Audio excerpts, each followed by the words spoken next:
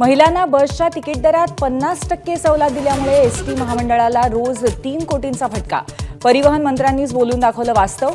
यापुढे एसटीत सवलती देणार नाही अशी ही घोषणा.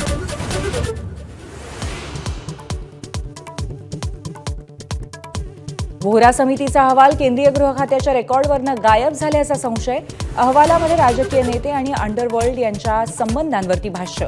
माहिती उपलब्ध नसल्याचं धक्कादायक उत्तर. माझाची एक्सक्लुझिव्ह माहिती.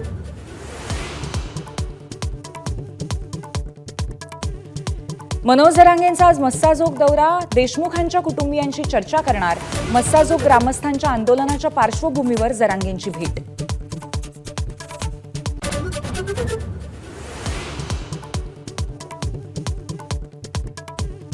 अंजली दमानियांनंतर भाजप आमदार सुरेश धसांकडून धनंजय मुंडेंवर आरोप. अधिकाऱ्यांची मागणी नसताना नॅनो युरिया, नॅनो डीएपीच्या खरेदीचा प्रस्ताव. राजीनामा देण्याची मागणी.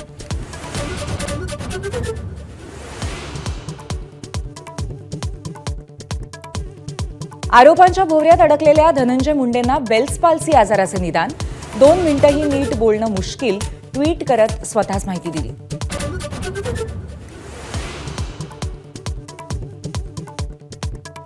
आजपासून 98वं मराठी साहित्य संमेलन. पंतप्रधान नरेंद्र मोदींच्या हस्ते साहित्य संमेलनाचं उद्घाटन.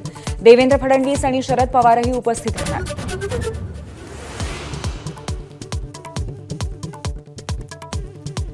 शिंदेंच्या पुरस्कारावरून केलेल्या टीकेनंतर संजय राऊत आणि शरद पवार एकाच मंचावर. शरद पवार आमचे महादजी शिंदे.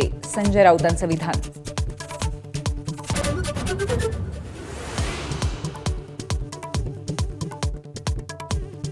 आजपासून 10वीच्या बोर्डाच्या परीक्षेला सुरुवात. राज्यातील 16 लाख विद्यार्थी देणार परीक्षा. कॉपी रोखण्यासाठी भरारी पथकांची नियुक्ती.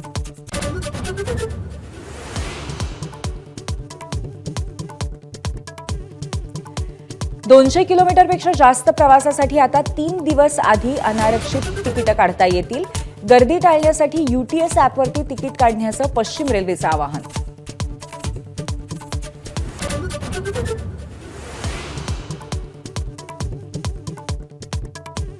भारतीय वंशाचे आणि डोनाल्ड ट्रम्प यांचे विश्वासू काश पटेल बनले अमेरिकेच्या FBI चे संचालक. सिनेटकडून 51 विरुद्ध 49 मतांनी शिक्कामोर्तब.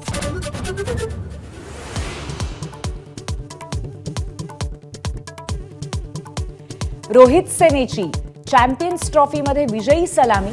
बांगलादेशवरती 6 विकेट्सने मात. गिलचं नाबाद शतक तर शमीच्या 5 विकेट्स.